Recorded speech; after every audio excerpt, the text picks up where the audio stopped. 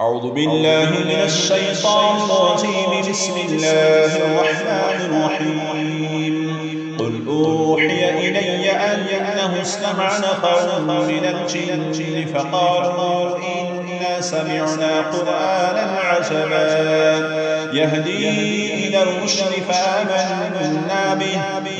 ولن نشرك بربنا أحدا وأنه تعالى جد ربنا ما اتخذ صاحبة ولا ولدا وأنه كان يقول سفيهنا على الله شططا وأنا ظننا أن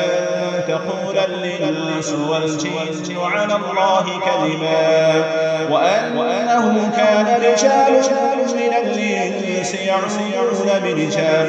من الجن فزادوهم رهقا وأنهم ظنوا كما ظننتم أن لن يبعث الله أحدا وأنا لمسنا السماء فوجدناها مليت حرسا شديدا وشهبا وأنا كنا نقعد منها مقاعد للسمع فمن يستمع الآن يجد له شهابا رصدا وأنا لا ندري أشر يريد بمن في الأرض أم أراد بهم ربهم رشدا وأنا من الصالحون ومنا دون ذلك كنا طرائق قددا وأنا ظننا أن لن نعجز الله في الأرض ولن نعجزه هربا وأنا لما سمعنا الهدى آمنا به فمن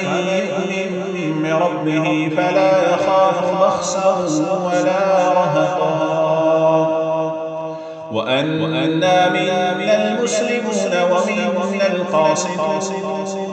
فمن أسلم فأولئك تحروا رشدا وأما القاسطون فكانوا لجهنم حطبا وأن لو استقاموا على الطريقة لأسقيناهم ماء ودقا لنفتنهم فيه ومن يعرض عن ذكر ربه يسلكه عذابا صعدا وأن المساجد لله فلا تدعوا مع الله أحدا وأنه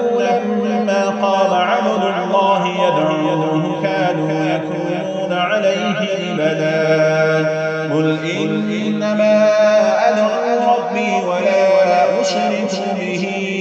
أحدا قل إني لا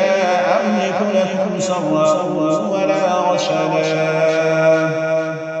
قل إني لن ينصرني من الله أحدا ولن أجد من دونه ملتحدا إلا بلاغا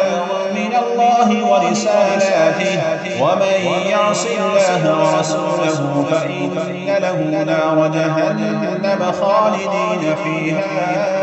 أبدا حتى إذا رأوا ما يوعدون فسيعلمون من يضعف ناصرا وأقل عددا قل للذي قريب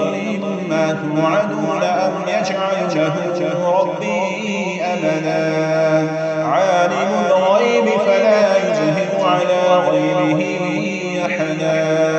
إلا من ارتضى من رسول